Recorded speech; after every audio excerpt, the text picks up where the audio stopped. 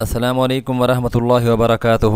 اعوذ باللہ من الشیطان الرجیم، بسم اللہ الرحمن الرحیم۔ محترم سامعین، میں امید کرتا ہوں سب خیریت سے ہوں گے۔ سجدہ کی 12 سنتیں ہیں، اس کو سماعت فرمائیں۔ یہ ہم سب مسلمانوں کو سیکھنے کی ضرورت کی چیزیں ہیں۔ نمبر 1، سجدہ میں جاتے وقت تکبیر کہنا۔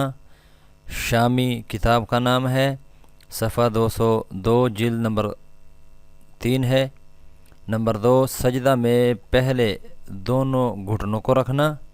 نمبر 3، پہلے دونوں ہاتھوں کو رکھنا۔ نمبر 4، پھر ناک رکھنا، حوالہ آپ کے سامنے موجود ہے۔ نمبر 5، پھر پیشانی رکھنا، حوالے کے ساتھ آپ کے سامنے موجود ہے۔ نمبر 6، سجدہ میں سر دونوں ہاتھوں کے درمیان میں رکھنا۔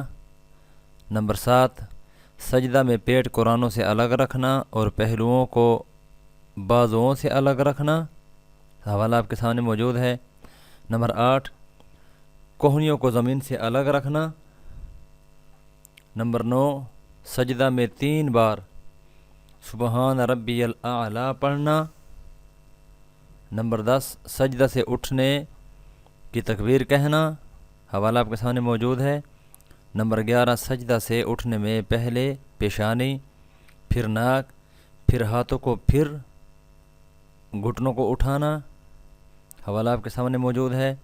نمبر 12، دونوں سجدوں کے درمیان اطمینان سے بیٹھنا۔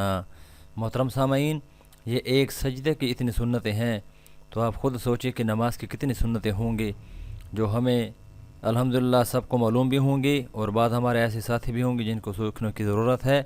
میں امید کرتا ہوں انشاءاللہ العزیز آپ سجدے کی ان 12 سنتوں کو اس ویڈیو میں سیکھیں گے۔ مزید انشاءاللہ العزیز ہم نماز کے احکام اور مسائل کا آغاز کر رہے ہیں۔